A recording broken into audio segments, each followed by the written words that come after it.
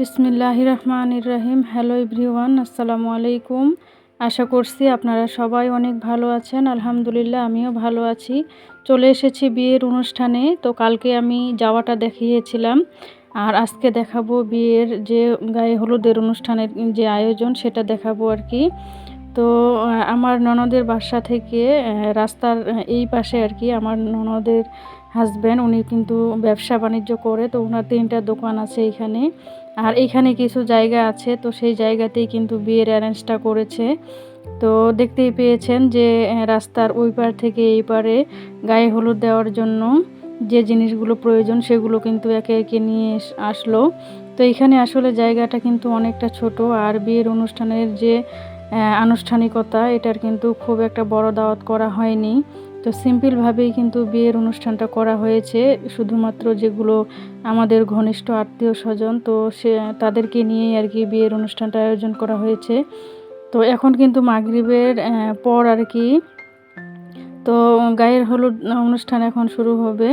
তো একে একে কিন্তু সবাই গায়ে হলুদ অনুষ্ঠানের যে জিনিসগুলো প্রয়োজন সেগুলো কিন্তু একে একে সবাই নিয়ে আসতেছে আর কি। আসলে অনেকে শাড়ি পরেছে, আর আমি তো শাড়ি পরি না। তো আসলে আমি বিয়ের 2 মাস মনে হয় শাড়ি পরেছিলাম, তারপর থেকে আমি এখন পর্যন্ত শাড়ি পরি না আর কি। আমার কাছে শাড়িটা ভালো লাগে না, পরতে ইচ্ছা হয় না আর কি। তো না পরে এখন অনেকটা মানে আনইজি লাগে আমার কাছে। আমার মনে হয় যে এখন মনে হয় শাড়ি পরে ঘর থেকে বের হতে পারবো না, এরকম একটা অবস্থা আর কি। তো যাই হোক, বিয়ের হলুদের অনুষ্ঠান কিন্তু এখন শুরু হতে যাচ্ছে। আর দেখতেই পাচ্ছেন যে এটা হচ্ছে বর আর কি। তো ও কিন্তু সোফার মধ্যে বসে গিয়েছে, আর এখন যিনি বসতেছে উনি হচ্ছে আমার বড় ভাসুর আর কি। তো উনারে কিন্তু শালা। তো এই ছেলেটা কিন্তু আমাদের এখানেই ছোটোবেলা থেকেই আমার ভাসুরের বাসায় আর কি থাকে। তো এইখানেই কিন্তু ও বড় হয়েছে। বিয়েটা হওয়ার কথা ছিল আমাদের বাসায়। তো আসলে বিয়েটা এখন হচ্ছে আমার ননদের বাসায়, কারণ হচ্ছে ওর ভাইয়েরা ওকে নিয়ে গিয়েছে। তো নিয়ে গিয়ে আর কি সেখানে বিয়েটা দিচ্ছে। তো আপনারা এখন বলতে পারেন যে সে কেন তার বোনের বাসায় থাকতো।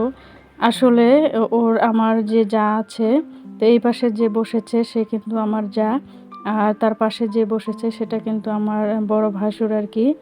তো ওরা কিন্তু হলুদ দিল, আর এখন যিনি হলুদ দিতে এসেছে ইনি হচ্ছে আমার শ্বশুর আব্বা। তো ওরা আসলে হলুদ দেয়নি, শুধুমাত্র বসলো আর কি। তো আমার শ্বশুর আব্বা কিন্তু প্রথমে হলুদ দিচ্ছে। আর আপনারা বলতে পারেন যে সে কেন তার বোনের বাসায় থাকতো। আসলে আমার যে যা আছে ওর কিন্তু এটা ভাই ঠিকই, ওর কিন্তু বাবা একটা, মা কিন্তু 2টা। তো সেই কারণে এর কিন্তু কোনো আর ভাই বোন নেই। তো যারা ভাই বোনেরা আছে ওরা কিন্তু সৎ ভাই, আর ওর মায়ের শুধু একমাত্র ছেলে। তো ওর মাও নেই, বাবাও নেই আর কি। তো সেই কারণে ছোটোবেলা থেকেই আমার যা ওকে মানুষ করেছে, আমাদের এখানে আর কি থাকতো। তো এখনও থাকে। তো শুধুমাত্র বিয়েটা হচ্ছে ওর ভাইয়ের বাসায়। তো ওখানে যে আরও 4 ভাই আছে, তো ওরা কিন্তু কেউ সৎ ভাই হিসাবে দেখে না, সবাই কিন্তু নিজের আপন ভাই মনে করে আর কি। তো সবার ভাই বোনের সাথে অনেকটা মিল মহব্বত আছে আর কি। তো ও যেহেতু ছোটোবেলা থেকে আমাদের এখানে থাকতো, আমাদের বাসায় আর কি, আমার জায়ের বাসায়। তো ও কিন্তু অনেক ভালো একটা ছেলে, অনেক ভদ্র সভ্য, আর খুবই ভালো ছেলেটা, অনেক কর্মঠ আর কি। দেখতেও কিন্তু অনেক সুন্দর।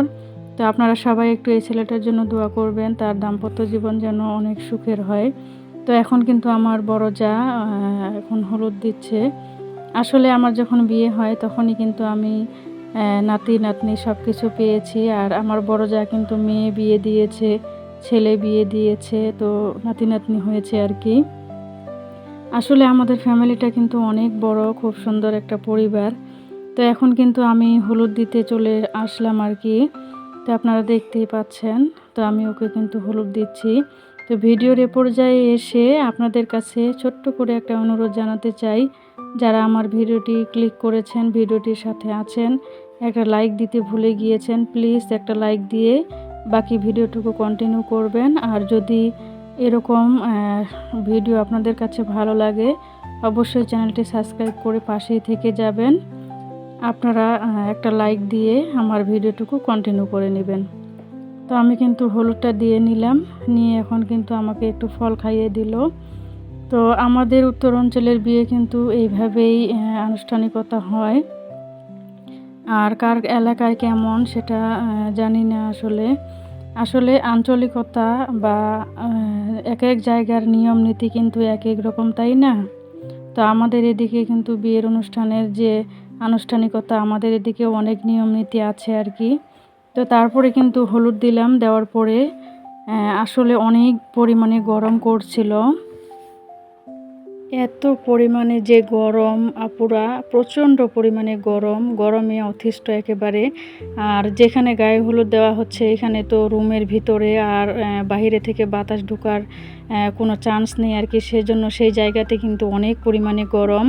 আর আমরা কিন্তু পেছনে চলে এসেছি যেখানে হলুদ দিচ্ছে, এই পাশে কিন্তু সুন্দর একটা জায়গা আছে। তো এই পাশে দেখলাম যে সুন্দর জায়গাটা, তো সেখানে একটু আমি হাঁটাহাঁটি করলাম। আর আমার মেয়ে তানহা, ও কিন্তু একটু ক্যামেরাবন্দি করেছিল। আমি বললাম যে আম্মু একটু ক্যামেরাবন্দি করো। আর এখন কিন্তু অনেক বেশি বাতাস উঠেছে, আর এইরকম বাতাসে খুবই ভালো লাগতেছে আমার কাছে। আর এখানে কিছু কলা গাছ ছিল, ভুট্টা ক্ষেত ছিল। তো আমার কাছে ফের বেশ ভালো লাগলো। এইখানে কিছুটা সময় আমি, আমার বাচ্চারা, তো সবাই মিলে এখানে কিন্তু কিছুটা সময় আমরা দিয়েছি। আমার কাছে বেশ ভালো লেগেছে আর কি। তো তারপরে আবার আরেক সাইডে চলে এসেছি। এখানেও কিন্তু জায়গাটা অনেক সুন্দর। তো আসলে এরকম প্রাকৃতিক পরিবেশে একটু হাঁটাচলা করলে প্রাকৃতিক যে বাতাসটা সেটা কিন্তু অনেক বেশি ভালো লাগে আমার কাছে। আর প্রচুর গরমের মধ্যে তো এরকম পরিবেশ অনেক বেশি ভালো লাগে, তাই না? তো ওইদিকে তো হলুদ দেওয়া হচ্ছে, এদিকে আমি একটু বাহিরে হাঁটাহাঁটি করতেছি আর কি। আর আপনাদের সাথে একটু শেয়ার করতেছি, তো কেমন লাগবে আমি জানি না। তারপর কিন্তু আমরা এখন বউ আনতে চলে যাচ্ছি। অনেক রাত হয়ে গেছে, কিন্তু 10:30 বাজে। তো তারপরে কিন্তু আমরা বউয়ের বাসায় চলে আসলাম। আর বউয়ের বাসা কিন্তু খুব একটা দূরে নয়, প্রায় 8-10 কিলোমিটার দূরে হবে আর কি। তো এখানে কিন্তু আমরা চলে আসলাম এখন। তো পরে আর কিন্তু তেমন ভিডিও শ্যুট করা হয়নি, কারণ অনেক রাত হয়ে গিয়েছে আর খুবই পরিমাণে গরম করছিল। তো সেই কারণে কিন্তু আর ক্যামেরাবন্দি করতে পারি নাই।